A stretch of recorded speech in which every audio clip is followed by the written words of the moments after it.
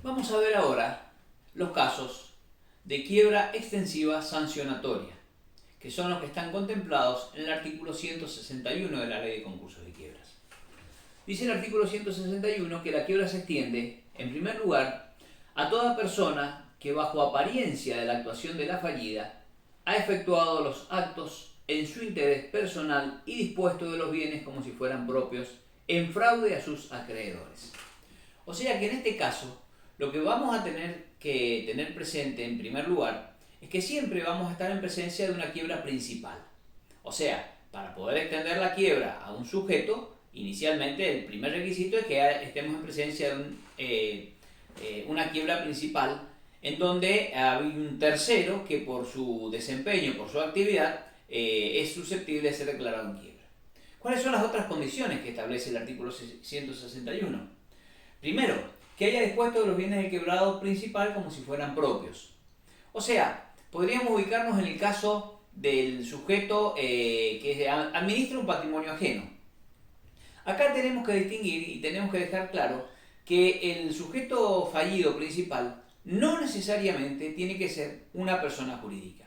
Puede ser, por supuesto, una persona jurídica, pero también puede ser una persona humana. Supongamos el caso de una persona que tiene un patrimonio considerable y como tiene que ausentarse del país, deja a alguien con un poder de administración para que gestione sus bienes durante su ausencia. Entonces, este sujeto, este gestor de los bienes, el administrador de los bienes de este sujeto que se ausentó del país, comienza a llevar a cabo negociaciones que, en cierto modo, van incrementando el pasivo del administrado en beneficio propio, o sea, administra los bienes, pero como si fueran propios y en su propio beneficio. Pero no solamente alcanza eso, sino que también tiene que haber fraude a los acreedores del deudor principal, digamos, del principal fallido. Por supuesto que eso puede ocurrir tanto en el caso de una persona jurídica como de una persona humana, como les decía recién. Esa misma actividad es la que se va a sancionar, digamos, con la quiebra del artículo 161, inciso primero. De todos modos, ese desempeño y principalmente que la gestión de los bienes ha sido en apariencia a favor del fallido, pero ha sido en beneficio propio, y eso ha aparejado el perjuicio a los acreedores del fallido inicial, es una actividad probatoria que tiene que desplegarse en el expediente. ¿Y por qué? Porque en realidad debemos presumir que inicialmente esas cuestiones no han sido, por lo cual la carga de la prueba es de quien inicia el juicio y acreditar la responsabilidad de este sujeto al que nos estamos refiriendo. Otro supuesto de quiebra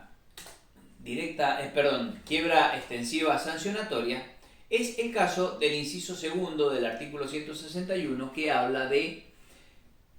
a toda persona controlante de la sociedad fallida cuando ha desviado indebidamente el interés social de la controlada, sometiéndola a una dirección unificada en interés de la controlante o del grupo económico del que forma parte. En primer lugar, estamos en presencia de una quiebra principal, como en todos los casos de extensión de quiebra. En segundo lugar, tenemos que hablar de un sujeto controlante que puede ser una persona humana o puede ser una persona jurídica. Pero si nosotros nos fijamos a continuación en el mismo inciso, dice que a los fines de esta sección, quienes forman la voluntad de la controlante puede ser una persona que en forma directa o por intermedio de una sociedad a su vez controlada posea participación por cualquier título que otorgue los votos necesarios para formar la voluntad social. Y también, dice el inciso B, que cada una de las personas que actuando conjuntamente poseen participación en la proporción indicada en el párrafo A precedente y sean responsables de la conducta descrita en el primer párrafo de este inciso. O sea, ¿qué quiere decir acá la ley? En primer lugar, que tiene que haber una relación de control, pero un control que sea considerado un control interno de derecho. O sea, que aquel sujeto que ejerce el control, que puede ser una persona humana o una persona jurídica, tenga la posibilidad de decidir, digamos, de tomar las decisiones respecto de la sociedad controlada, sí o sí, porque ostenta más de la mitad del paquete accionario. Nosotros debemos recordar que de acuerdo a la ley de sociedades, el control societario ofrece distintos aspectos, distintas formas. Primero, bueno, tenemos este que hemos mencionado, el control interno de derecho, en donde hay un sujeto o un grupo de sujetos, como dice el inciso B, que sindicados, digamos, contribuyen a la formación de la voluntad societaria de derecho, o sea, no hay forma de que los otros socios puedan contradecir lo que ellos han decidido. También tenemos la situación de control de hecho, que es en aquellos casos en donde la persona jurídica tiene un gran número de accionistas, los cuales no siempre van a participar de las asambleas, por lo cual quien tiene un porcentaje importante, aunque no llegue a la mitad, a más de la mitad o más del 50%, lo mismo va a poder formar la voluntad societaria, porque ante la ausencia de los otros accionistas, su participación, digamos, importante, supongamos que tenga un 30, un 40%, lo mismo le va a posibilitar a él formar esa sociedad, esa voluntad, perdón. Y la tercera relación de control es la de aquella que tiene que ver con las especiales condiciones que existen, los especiales vínculos que existen entre controlante y controlado. Entonces puede ser que un sujeto, digamos que estemos en una cadena de producción, y entonces puede ser que el controlante sea aquel que compra la materia prima que produce el controlado, porque la única posibilidad que tiene el controlado de ubicar su producción es a través de digamos, es al sujeto este que ejerce ese control, digamos, por ese especial vínculo que se encuentra. En definitiva, esta relación de control, ya sea control externo, como es este último supuesto,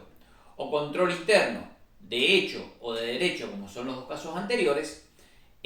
por sí mismo, digamos, no apareja la existencia de la quiebra extensiva. Es decir, no siempre que hay una relación de control vamos a tener una quiebra extensiva. Es más, esto que estamos mencionando concretamente está conectado con la existencia de los conjuntos o grupos económicos. Fíjense lo que dice el artículo 172. Dice, cuando dos o más personas formen grupos económicos, aún manifestados por relaciones de control, pero sin las características previstas en el 161, la quiebra de uno de ellos no se extiende a los restantes. Y bueno, entonces, ¿cuáles son las condiciones para poder extender la quiebra al sujeto controlante cuando ha caído el controlado en estado de falencia? Y bueno, en primer lugar, como decíamos, es que haya habido un desvío indebido del interés social de la controlada. O sea, la controlada, ¿cuál es el objeto que tiene cualquier persona jurídica? Cualquier sociedad comercial, digamos. Y bueno, es a través de su actividad obtener recursos para poder ser, digamos, poder continuar con la actividad y distribuir la ganancia entre los accionistas. Ahora, sí, por las relaciones de control que existen, los que tienen el control interno de derecho imponen a la sociedad controlada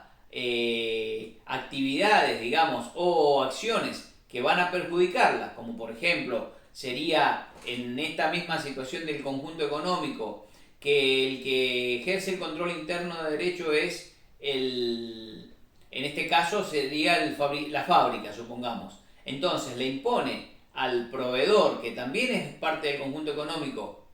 la venta a menor costo a menos del costo de lo que ha producido. Bueno, si después cae en quiebra porque en realidad le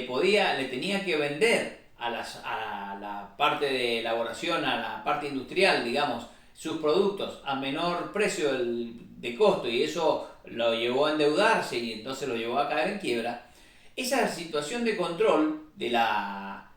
sociedad principal, digamos, de la controlante, ha aparejado la quiebra de la controlada, y por consiguiente, como se ha desviado el interés societario de la controlada, podríamos extender la quiebra a la sociedad controlante. El tercer supuesto de quiebra directa, de quiebra sancionatoria refleja, es el caso de la confusión patrimonial inescindible. En este caso, también necesitamos la creación de quiebra de la principal, pero nos dice el artículo 161 en el tercer párrafo que se extiende la quiebra a toda persona respecto de la cual existe confusión patrimonial inescindible que impida la clara delimitación de los activos y pasivos o de la mayor parte de ellos. O sea, que aquí lo que tenemos es un manejo promiscuo de dos o más patrimonios, en donde no podemos llegar a determinar con total exactitud qué pertenece a uno y qué pertenece al otro. Ahora, hay dos cosas. Por un lugar, tenemos que establecer que hay esa promiscuidad no solo en los activos, sino que también tiene que ser en las deudas, o sea, en los pasivos. Y no necesitamos tampoco que sea de la totalidad, sino, como dice la ley, de la mayor parte de ellos. ¿Cuál sería el ejemplo para poder ubicarnos? Y bueno, en el caso de una empresa familiar, que por la evolución de la misma empresa, digamos, los contadores o los abogados que asesoran al empresario le dicen, bueno, es hora de constituir una sociedad de responsabilidad limitada para deslindar la actividad de la empresa, de la familia, y entonces dejar al resguardo a la familia y aislarla de la empresa, digamos. Y entonces se constituye esa SRL y entonces el comerciante, que siempre manejó la única caja que tenía, donde entraban bienes y digamos donde pagaba y donde recibía y cobraba, continúa del mismo modo, sin distinguir lo que es de la sociedad o de lo que es de él personalmente. Y entonces por allí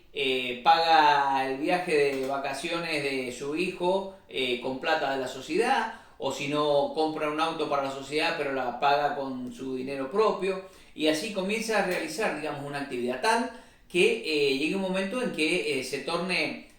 casi una ficción la existencia de la SRL, porque en realidad este sujeto sigue actuando como si fuera un patrimonio unificado, sin distinguir lo que es la sociedad de lo que es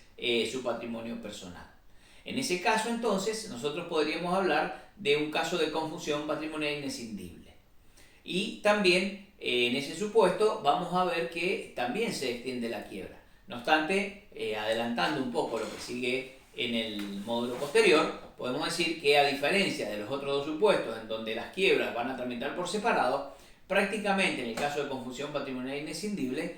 las quiebras van a tramitar como una sola, y entonces vamos a tener una sola masa de bienes que se va a distribuir entre todos los acreedores de todos los fallidos, en donde se ha aplicado esta figura del 161 inciso tercero. Por supuesto que también podríamos considerar que en presencia de los supuestos del artículo 161 inciso 1, o sea, actuación interior personal, o 161 inciso 2, o sea, abuso de control societario, en esos dos supuestos